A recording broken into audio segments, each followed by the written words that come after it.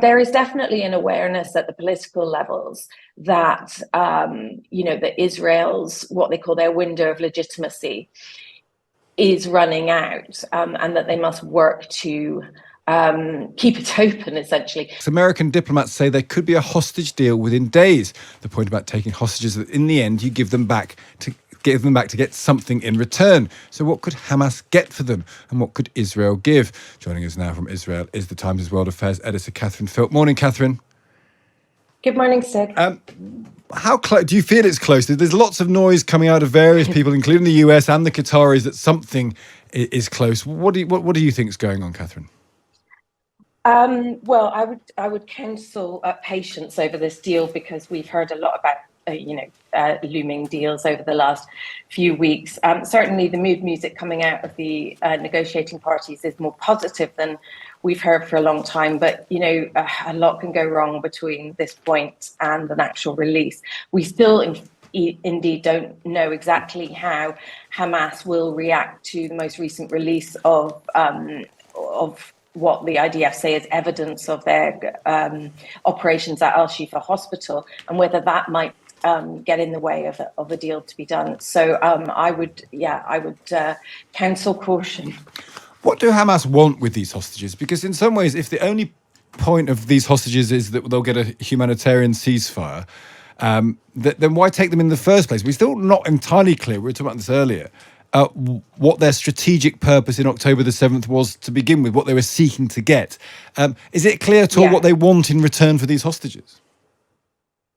I mean, I think the ultimate goal would be the release of all Palestinian prisoners held in Israeli jails, including those from the West Bank.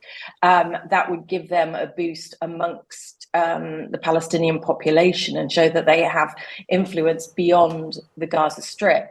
I think that, we should be careful of thinking that there was some brilliant strategic thinking behind the outcome of this. When I look at what's going on in Gaza right now, it sort of makes me think a bit about the assessment of, was 9/11 a success for Al-Qaeda? Well, in a sense, no, because it almost stopped their operations entirely. I think factoring into the fate of the hostages, we have to be aware of the reality, which is that Hamas is under existential threat. Israel has said that it will not stop until it's gone. So exactly what you get out of a group in those circumstances is pretty difficult to see. But I would have thought they'd be going for the maximum they can on hostages. That we've heard talk that this deal will involve women and children from Gaza, from amongst the hostages, in return for Palestinian women and minors held in Israeli jails. And that in return there would be a several days humanitarian pause/ceasefire. Obviously that would give them time to regroup militarily. That's why Israel is not keen on ceasefires.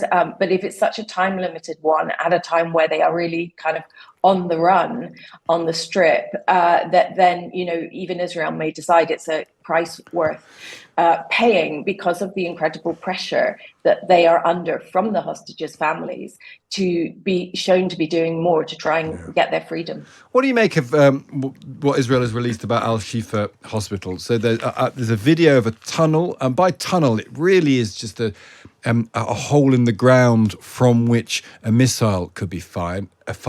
They've also provided footage showing on October the 7th hostages being brought into Al-Shifa hospital, with the argument being that, look at all the doctors and the medics, they're very comfortable with Hamas people coming in with guns because they're used to it, because this has always been part of the Hamas command and control center. What do you make of the Israeli footage they provided? Yeah, I mean, the issue of taking the hostages into the hospital, I think you're quite right to have focused on the comfort levels between the medical staff and and the militants. But the fact that the hostages were taken there is not news to us, because we know that they were treated there. Some of them were treated there. And you may remember that first ever video we saw of a hostage was of Mia Shem, who had her broken arm, pinned in places. So absolutely. And one of them indeed is on a stretcher and is being wheeled in. So they would have gone there for treatment anyway. I think what we haven't seen yet is evidence of them actually being held there in a way that makes the hospital act as human shields around them.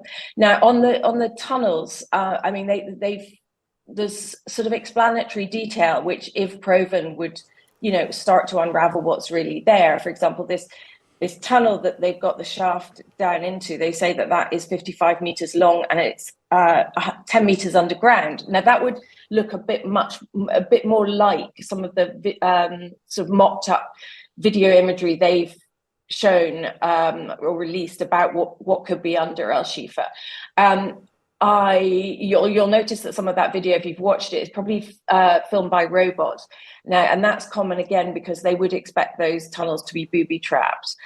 So I think it might take some time to actually, penetrate that area. They obviously will be fearing there are also, Hamas fighters down there waiting for them. So again, too early to say, I'd say. And just finally, Catherine, there's a line in your piece on the front of the Times today which talks about the 4-day operation at Al-Shifa that there's attracted widespread global condemnation. How easy is it to see in Israel the extent of that condemnation? How does it feel there that what's been going on in Al-Shifa, how the world has reacted to it? What sort of feeds through to popular discourse in Israel about that?